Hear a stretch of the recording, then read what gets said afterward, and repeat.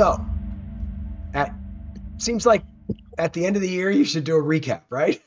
That seems like That's what I hear. that's the thing I've to do. watched a few of them. Yeah, exactly. So we decided we would do sort of like both a recap, look ahead. So what we're going to do is we're going to kind of go through. First, we're going to go through the three games we played this year, whether together or separately, that were our favorites. So things that we actually played during calendar year 2025. Then we're going to do the things that we really want to get to the table, and we've been talking about them in the background for a while, and we really want to get them to the table. And that comes from games that already exist. And then the last one is going to be the games that are on the near term horizon, so they have a good chance of being released in 2026 that we're really looking forward to. So upcoming games that we're looking forward to. Yeah. So I'm going to start with the games we played in 2025, but I have an honorable mention in this category um, because I think the best gaming experience I had this entire year was playing Plum Island Horror with the nephews and your grandson rolling the dice at the family reunion. That was the He's a most good die fun. roller. Yeah, that was the most fun I think I had playing a game this year. Now I am very Plum Island horrored out, not slagging off on the game at all, but I did a lot of play testing and all that, and I played a lot of it, so I'm a little bit sort of. I didn't want to play a lot of it in 2025, and we'll see how I feel in 2026 when the expansion comes out. But I did want to mention that because that really was one of the most fun things I had teaching, the nephews how to play the game, and just the fun of having your grandson roll the dice. And he is has more confidence than most adults I know. Yep. Yeah, that'll change, I bet, over time And as it, reality sets in. So it might tell us a lot about energy and the reality of yeah, energy. and it Um, translated to his die rolling though, because he was getting us some spectacular results. he was getting some good rolls. The great thing about that is he has mentioned wanting to play that again and get his mom and my wife involved in getting a Got it. four-person game going. So Got it. he got sucked in a little bit as well and is reaching game playing age, which so I'll probably have Plum Island Horror on the table with him here in Excellent. January. Awesome. That's great. And Yep. the More of a Bad Thing expansion will be coming out, so you I can probably will sort of. not start there with him. Yeah, probably not. All right, but if you need to, I should have a how to play video for that one. You have a good one, well Sometime watched. release. Yeah. All right, so my number three game that we played this year was Liberty or Death. Um, we're late to the game on Coin. I have played some, but we are not as big like Coin aficionados as we probably should be. Not even Uh, close. Not even close. And it was a great introduction to the series, which I really enjoyed. I love the subject matter of it. It plays so well. The bots worked really well once we kind of got a hang of them. And just realizing how much more I have to learn about the dynamics of the game and how the game engine works. But Liberty or Death for me was number three. And I feel like not to I mean, it isn't not to preview, but we do need to get more Coin into our diet. Let's We put it that do, way. and trust me, it's on the list. Yeah, yeah. But So I was really glad. It's one of the coins. I've never actually played it until this year when you and I played it, and fantastic. I mean, absolutely. It's like Coin needs us to add anything to the accolades it's gotten. But yeah. So for me, number three is Liberty or Death. that's a good one. That that was not on my list. We're going to have a couple, I'm sure, because you and I have not shared our No, we lists. haven't shared our list. So I yeah, have a big enough list though that if there are some repeats, I can adjust. But I will call out if I have something that matches. perfect. Okay. Well, Um, so let's go on to yours then. all right, so my number three game that we played this year is Sekigahara. Yeah. Um, now, uh, it's a game we played twice, I think. In fact, maybe three times. I think we started it once, got to a point where we were like, we don't know what we're Got our doing. bearings. Got our Yeah. bearings with the TTS module, and then we played one all the way through, Yep. and And I realized loved it. that we had a lot to. But It is yeah, absolutely. And I know you feel this way. It's absolutely on the list of want to play more in yeah, 2026, a yeah, lot more.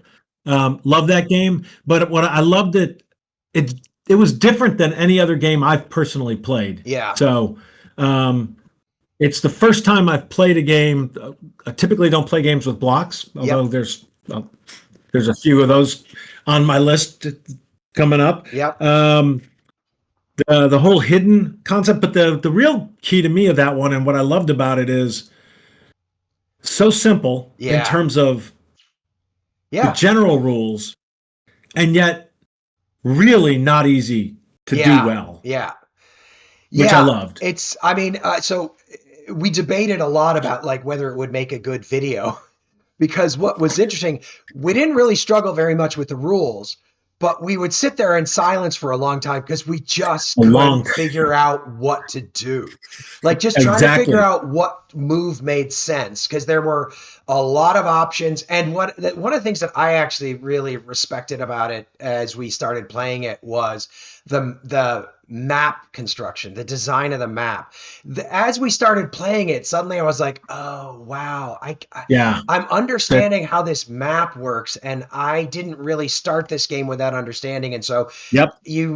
understanding where you can get to and where you can't get to, and what is important and what is like, And what you need to move first, yeah, yeah, eh, second, yeah, and then not only that, uh, the battle mechanics are so different yeah, yeah, than anything I've ever played that yeah, that was really intriguing to me. Figuring that out yeah, I don't consider myself an expert, so definitely want to do more of it. yeah, But that game, um, as I looked at what as I looked at the year, I definitely was like, okay, that's on my list of favorite things I've played. yeah.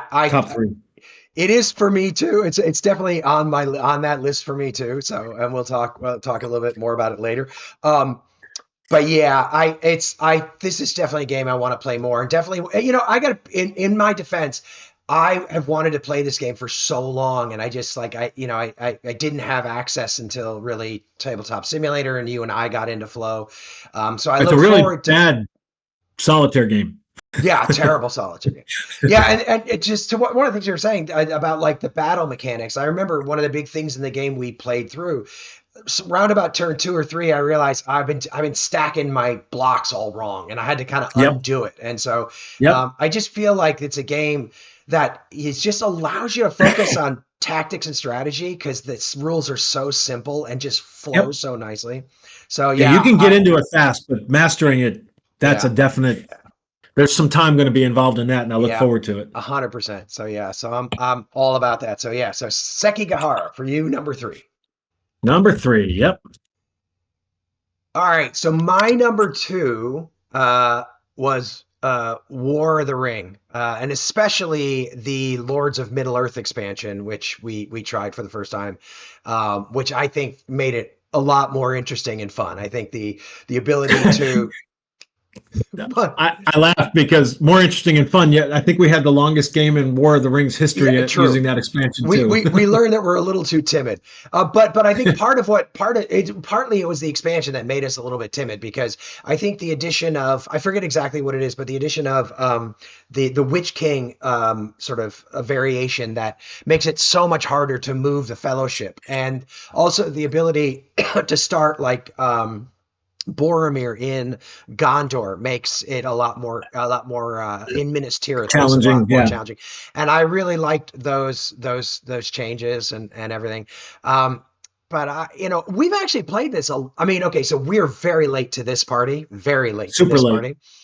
But we played this a lot this year, and I still don't feel like we've come to grips with it in a very Nope. realistic Agreed. way. We have a lot still to learn, and we still have a lot of expansions to throw into it if we want to. But this is just such a fantastic game because it's not the easiest one. Like it's not like it's definitely a step up from say Sekigahara in terms of complexity, A but lot. it's Yeah. not but Agreed. it's not super complicated, and it really does allow you to Yep. really focus on strategy once you get a handle on it. And it's so big just in terms of like the map and the ways you can win and the air that it just seems like it would take a really long time to get good at it. But yeah, we learned after our last, I think it lasted like 22, 24 turns. So I think it was 24 turns, which is ridiculous. yeah, and we learned we Especially when have I heard like the average game is, I think, 9 or 10 yeah, turns. we have to be less timid. I because I like Clearly. my fellowship was like on its way to Mordor and then detoured to Minas Tirith to heal up some corruption and this. Which it did have a lot of I corruption. stayed in Minas Um, Tirith. That took a and then fortnight in Minas Tirith. still drew, if I recall, drew the last corruption tile. Yep, on the last. It was like so close to dunking Yep. the ring, and Yep. But that's another thing I really do love about this game is that, we've had a few blowout losses and that's to be expected. But so many times we play this game, it comes right down to the end where it's, the last one or two cards or the last one or two tile draws is like either one of us could get it. And it seems like for a game of this size and scope, the balance is kind of crazy. I agree. It was actually number 2 on my list as well. Surprise me. The asynchronous style of play, right? The fact that we're both going for really very different things. Yeah. And the fact that you have 2 options and you have to balance them. Yep. And I think about that last game we had, 24 turns. And listen, this is going to tell everybody how bad I am at the game. But as the Shadow, in 24 turns, I was not able to get a military victory. Yeah. Now, if it had gone much longer, I would have, just because Yeah. you were running out of pieces. Yeah. But you actually got also very close to a military I victory did. in that one, because you almost had to start going for something like that because you were just sitting there for 3 or 4 turns Yeah. healing the fellowship. Well, part of what happened in that game that made it really odd was between all the stuff that comes in from Lords of Middle Earth, you just kept rolling eyes by mistake. And so I'd be facing like 4 or 5 dice in the hunt pool.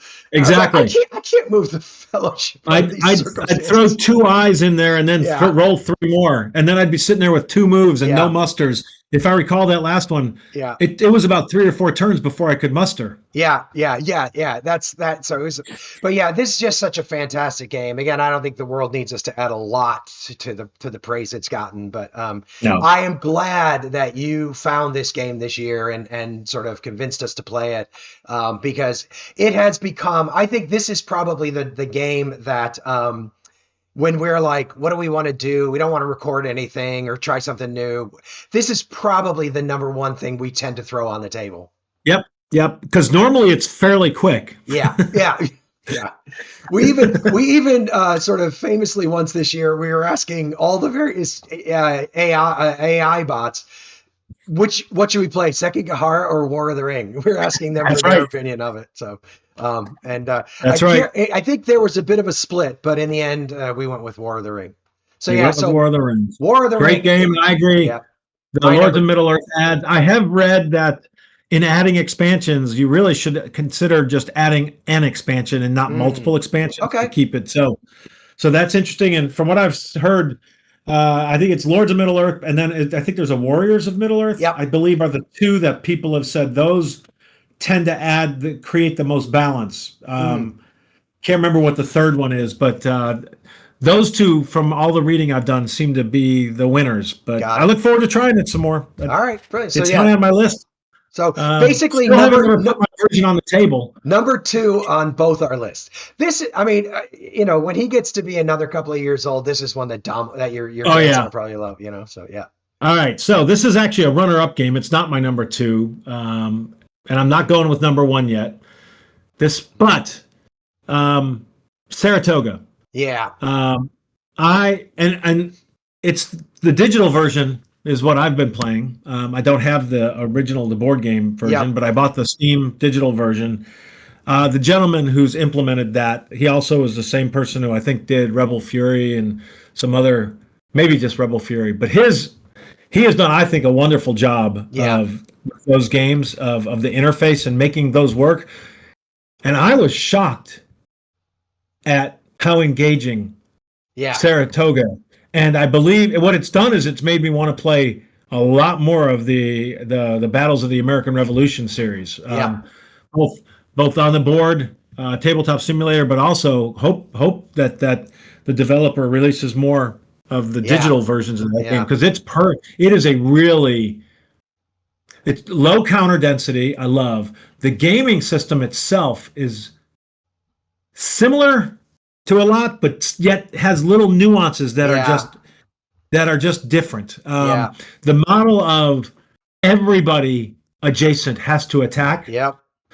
I find that one mechanic Yeah. changes and makes me think so much differently than on most games. Oh But yeah. the low counter density combined with that stuff, Yep. I've absolutely loved playing it. And I will give a shout out to the fact that the AI, specifically on the Freeman's Farm scenario, has gotten better and better and better to where I'm losing to the AI now. So I have a Well, lot of opportunity to get better. I'll add to that. Just the developer has been so responsive in terms of like cleaning it up since its release. I mean, Yep. we played it a couple of times and submitted. You submitted a whole bunch of stuff, and he fixed a ton of it like in a day, and has just continued Yep. to improve it. And yeah, this game surprised me this year because I have never really had an interest in this series. Because For no real reason, right? well, I mean, I will other say than it's a hex encounter. well, the reason is exactly it's because I was judging a book by its cover. As I was looking at it, and I was like, I don't, a bunch of counters, bunch of hexes, bunch of rules. I don't think I want to. I don't think I want to take the time to learn it. But when the opportunity comes along to learn it, kind of when the computer's enforcing the rules, and I got a quick tutorial to get me into it, and everything, I have found this to be incredibly fascinating. And you've already hit on really the two reasons. One is the low counter density. It becomes a lot of it becomes about maneuver. And as we know from the game we played, some of it takes a little time to get used to. You have to figure out the order in which you move your units, which is Yes, actually really tricky. that can be super tricky. But then the combat system where you have to be very careful who you line up against and the way you line up against it. So the Yep. amount of maneuver it sort of forces you to think about. I've never played anything like it, and that maybe is my fault, but yeah, this game really caught me by surprise this year, and it's definitely Yep. like one that I enjoyed, and like you want to play more of this, but I really am hoping that he just puts out the whole series Yep. in here, and there's a whole bunch of these, and He's it's easy mind. it's probably one. I mean, this is one. Even though I know I'll probably never get it to an actual table, I'll probably end up buying a few of these board games just because I want to support it. Yep. Because Ditto. I think it's a fantastic system. That this is the theme, late to the party, but wow, this one just really caught me by surprise. Yep. So, I loved it. yep.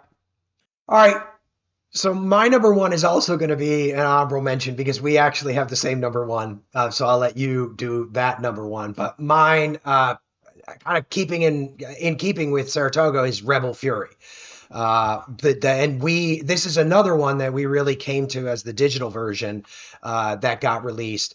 But and in many ways, my excitement about it and what I really really like about it, even though it's different mechanically, it's similar to the reasons that I really fell in love with Saratoga, which is got some incredibly unique mechanics. It's got really low counter density. It's not very hard to get into, and it really is a game of maneuver. The movement mechanic where literally there's like you can move your units pretty much over a turn as far as you want to. It's just a matter of And like your opponent wants to let you. yeah, I mean, with the caveat that if your opponent stops before you're done, you can't. But I mean, it's done a couple of things that I think are amazing that I've never seen a game system ever capture for, especially for like this rough period of warfare, which is. When you read histories or watch histories of the period, they talk about using cavalry to screen.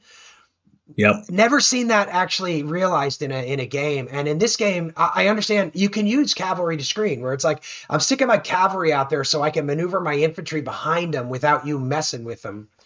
Yep. And it's a viable tactic and it works, and you have to use it on occasion to get your guys where you want them to go. But again, simple to get into. We played just recently. We played Chancellorsville, and Because we had been playing the Wilderness. yeah, exactly. And ended poorly for me on a couple of like rough on a series of rough die rolls, but like the middle part of it especially, and yet really the whole thing was just fun because it was like just this game of cat and mouse and trying to maneuver and figure out what to do. And I just the game literally a couple of like wins in certain attacks, and the attacks, again, attacking is brutal in this game, which again, very historically accurate, but a couple of like if a couple of lucky rolls in there would have changed the game completely and sent it in a new direction. So this, I just had a lot of fun playing this year, and I'm really glad they did a digital version. Great job on the digital version. And same developer who did Saratoga. Yeah, and has really gotten me more interested in the series than I was before, and I'm looking forward to them hopefully putting out more and more games in this series. Yeah, two other things I'll mention. I own the game, the board game, but I also bought the digital version. But I was working on the tabletop simulator mod. Oh, that's right, right. And then I found out the digital version was coming out and postponed, kind of put off to the side, working on the TTS mod. And the reality is I can't ever imagine playing it with TTS when there's that digital version that's available. It is just so well done. Yep. And there are certain elements of it that I think you and I have talked about would be very challenging. So for instance, when you've got you have to be able to trace from here to here, less than 50 hexes. Yeah. Counting that until you just totally learn the map. Yeah. The counting of that would be tedious to me. 100%. Whereas with the board game, with the digital version, it just handles that for you. Now, there's some things that could be improved to make it so I saw potential options, or how far am I getting right now before it's blocked and so forth. Yeah. Those would be nice things to see, but it takes so many of those little things out. Yeah. The other thing to me with Rebel Fury that is different than any other board game I've played is I feel like it has because of the fact that you alternate one move, it has this chess feel. Yeah. That is very different than an I'm going to go and then you're going to go type of model. And I'm sure there are other games like it, but this one, the moment I first sat down and it's like I move one unit and I'm done and I got to see what they do. And then it's like, well, I have a plan, but now I got to go counter. Yeah. 100%. What I'm watching them do.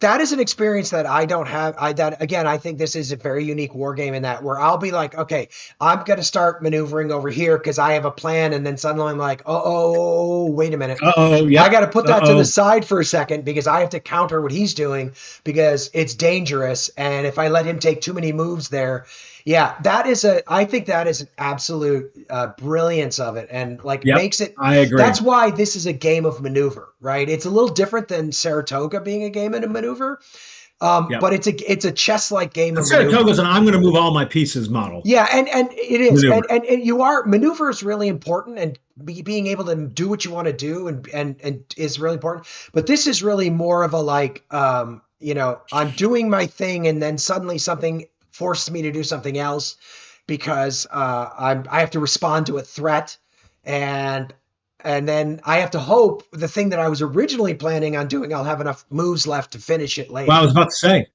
that's the other thing is somebody can turn around and say, you know what, I'm at a good enough place. I'm going to pass and give you a limited number of continuing moves. So unlike Saratoga, where I know I can move I can move all my pieces. Yeah. The maneuver is, can I figure out how to move them to get them where I want? But I know what all of them are going to be able to do. In this, I literally don't know. Yeah. Which pieces I'm going to be able to get where. In a turn. And Chancellorsville was better than Wilderness. I think in Wilderness it very rarely became a problem, but in Chancellorsville there was at least 3 or 4 turns where I didn't have enough moves. You didn't leave me enough moves to do everything I wanted to do, and so I was having to sort of finish up stuff on like the next turn. And I love that about the system. I think it's absolutely. I know you get a partial. I mean, you get. I've only got half or three quarters of the units I wanted where I want them, and I'm done. Yeah. Do I attack? What do I do? It's fascinating. And, a really small bit of it, but another thing that I think is absolutely brilliant is the difference between HQs in maneuver and battle mode is a really, really agreed. small, impactful choice. Hugely impactful. And we had in our Chancellorsville game, we had a moment. I was trying to take that hex in your Mary's Heights line, and I had to wait until you finally, like, Lee had gotten injured, so he couldn't be in battle mode. Yep. And you kept putting Jackson over there, and I was like, I gotta wait until he doesn't put Jackson over there, so I can get so he doesn't get the modifier. And it took it took a long time until I was finally like, okay, finally he doesn't have Jackson on this side of the map, so I can like get a +1 on this combat, and I have which led you to that bad roll. Yeah, it did. It cost me the game. One of 3. Yeah, but I loved that aspect of it, and it was like every turn when you were placing your leaders, I was paying so much attention because I was waiting for that turn when you felt like you had to move your leader over to the other side. Anyway, that little nuance, as simple as it is, I think is like really impactful. So yeah, agreed. Absolutely. It takes a little while to get your head around the fact that leader does not represent the actual leader, but represents your ability to both maneuver and impact combat. Yeah. But once you get that, by the way, the other thing I was going to mention, you mentioned cavalry. The detachments are the same thing, right? They're detachments of cavalry, but the use of them, to be able to screen as well. I don't think I fully have my head around where you can place them, so I'm more reactive to where can I place them as opposed to thinking about getting things in a place that will help me place them. Yeah. So I don't think I'm great at using them, but they're the same screening mechanism. Yeah. I think detachments is just a lovely, lovely mechanic. So tons of respect for this game. And so, while not technically my number one, this is one of my honorable mentions, but we'll actually move on, and you can say what is number one for both of us. All right, so why don't you go ahead and tell everybody what is both of our favorite game of the year, which probably won't come as a surprise if anybody's paid attention to what's shown up. If they're paying attention to your channel, it's Fields of Fire. Specifically Fields of Fire Deluxe. Yeah. Now, I know you mentioned your favorite, which I get, because I think you've played Normandy and Vietnam was your favorite. Yeah.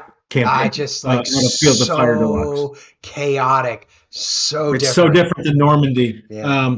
And if you read what people say, Normandy is designed to be that intro. The Germans were kind of being beaten back. They weren't as difficult. It was a more traditional, we have a front that we're moving, whereas Vietnam is just chaos everywhere. Yeah. Especially that one mission where we dropped them into Cambodia. Yeah.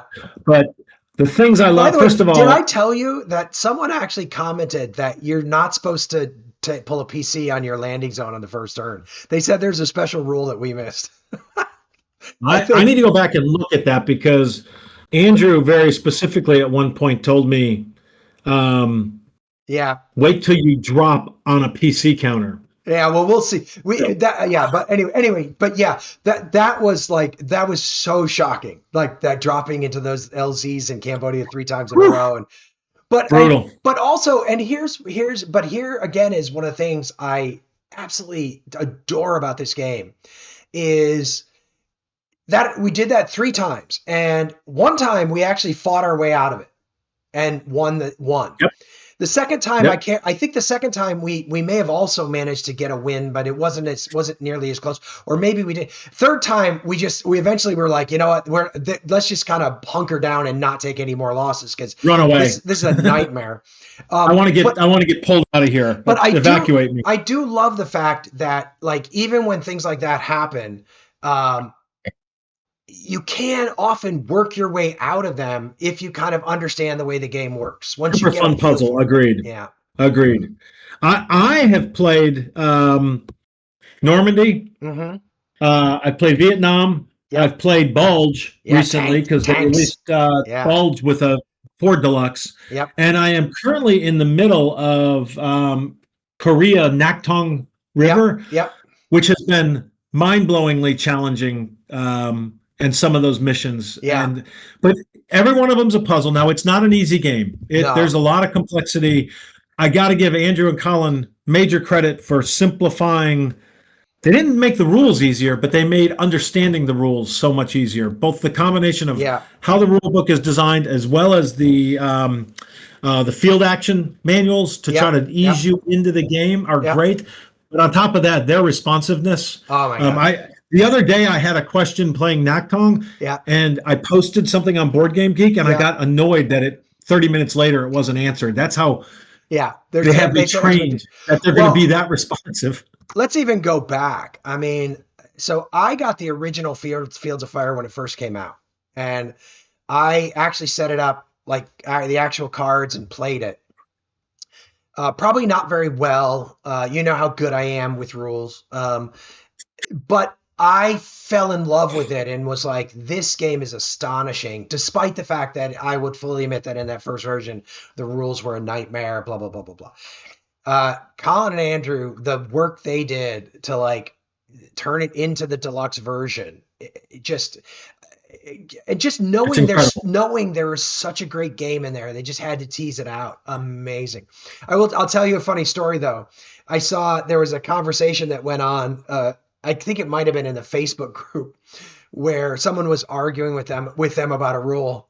I don't know why you argue with them about a rule, but at the end they were like, I saw some YouTubers play it this way, so it's right. And I was sitting there going like, boy, I hope that wasn't us. Boy, I hope it wasn't us, because it very well could have. Yeah, I mean, the thing I said probably more often during that series is there's a rule for this, which is like when you screw the rules up, there's a rule for it, because it's a hard game to play perfectly. And I love that it's forgiving. It's forgiving, and it doesn't break if you screw something up, sort of like, without nothing really major, but if you screw little things up, you forget to fire that this guy should have fired his RPG at you when you moved in there.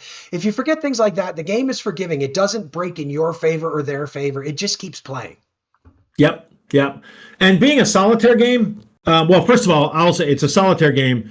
My favorite moments are playing it cooperatively with you and talking through it. Yeah. I find when I just play it solitaire and not recording anything, just moving, I make more mistakes because I do fast as opposed to talking and thinking. Yeah. And I actually find huge value to the having to talk it out loud, think about it, make less mistakes. But it's being a solitaire game. What is the point of intentionally helping yourself? That's useless. Yeah. So there are so many nuances to that game, so many little things to learn, so many strategies that you can apply, but then so many times you find yourself in a scenario and it's how do I get out of this? You just have to improvise. Like you do, which I believe is a great. Yeah. Listen, I haven't been in battle. Yeah. But I would guess that's a lot of what battle is. Well, yeah. Well, they invented an entire saying, right? No plan survives contact with the enemy. For exactly that. And I remember one of my favorite moments in the game, even though it was kind of cheesy, I can't remember exactly what it was, but at one point we were like, what if we just use Spooky to like do this? And we were like, and that will fulfill the mission briefing. And we were like, okay, well, that's our strategy now. And I think it was in Cambodia because we were like, this is the only way we're going to win this is by using Spooky to do all the work. But it was we just had to improvise because like that was the hand we'd been dealt.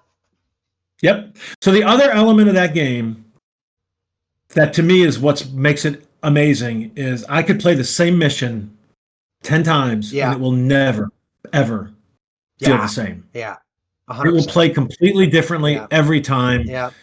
I've walked through missions like, oh my God, this is the easiest thing in the world. And then I have been completely butchered. By whether it's a random event that comes up that's like, oh, all of a sudden they're counterattacking on the last turn and I'm screwed. Incoming showing up on something where, like in Naktong, I literally just had one where all my units had to fall back. That was actually where I posted a question in Board Game Geek and was so annoyed that I had to wait for an answer. But now I've got all these units exposed, and I can tell you when I was drawing PCs, I was just like, oh, I know where incoming's coming. I know. And sure enough, one of them manages to fall right on the thematic side of that. So it just, it has my imagination so captured. Well, and at the same time, there's puzzles to solve. I kind of like the complexity. The interesting thing, it is complex. I'm not gonna pretend it's not, but here's the thing I'd say about it. Not. Here's the thing I'd say about it is down the fairway, it's not very complex. The problem is it's like when things get in the rough, it gets complex. And so the thing is it's like 90% of the time you're playing, it's not actually that complex. Really clear It's what just should happen. periodically something happens that you're like, I got to figure this out. Edge case. But I love the fact that at that point it's like, look, do your best and if your worst case scenario, randomize, and it'll be fine. Like it's not going to harm the experience. The only other thing I would add to what you said is the other thing that this game is amazing at is narrative, telling stories. I remember games of this. The only other game I think to me that has ever come close is Combat Commander to just telling stories. And this game tells amazing stories where I remember, they don't have names, but I remember like losing our like veteran first sergeant and just like, oh God, it hurts so much when that happens, You do. You become attached to these guys. It's really kind of weird. And I should say the truth is this game probably, if we were being completely honest, is number one on our list of games we want to play more of next year, but it's not going to appear there for either of us. But I don't think there's another game that you and I are just like we kind of always want to have a game of this going in some ways. Exactly. I will. It's going to be a while before I don't have that one. Don't have a game actively going of that. Because the other thing about it that I love, like when I play now, I use Tabletop Simulator. Yeah. And if I want to pop in and do one turn, depending on the complexity of a scenario, I've only got 30 minutes. Well, there's a lot of missions that's plenty. I can get a turn in. I can get one move in. I found Naktung as I was getting deeper into it. It's like, no, I need an hour for some of these because the counter density got a little extreme in some cases as human waves started rolling. But for the most part, you can just real quickly play one turn fast. But it also has just one more turn. Impact. It's like I want to keep going. I find myself sometimes, especially when my wife's out of town. Yeah, while I know what's going on and I'm in the moment, I want to keep going so I don't lose track of what I want to do. I've too often when my wife is out of town, found myself at 2 a.m. wrapping up a mission. Like, that was supposed to be over at 10:30. Yeah. And so for anybody who's watching who loves this game too, I think Heartbreak Ridge is the plan, right? We're going to start a Heartbreak Ridge campaign. Heartbreak Ridge, I think, is next, since I've never played that one. Me neither. And so it's supposed to be a slog, is what you said. So we'll see how that goes. I did watch Andrew and Tony from Tony's Board Game Life played a version of it. And I watched them play it, and their mission was an absolute slogfest. Got it. And I just remember Andrew many times in his British accent going, there he is. There's Heartbreak Ridge. So over and over. All right. So there we go. That's our top. Technically, we ended up being top 5, I guess. But our top 3 games that we enjoyed playing this year. So we're going to switch now and do the games that we want to play more of next year.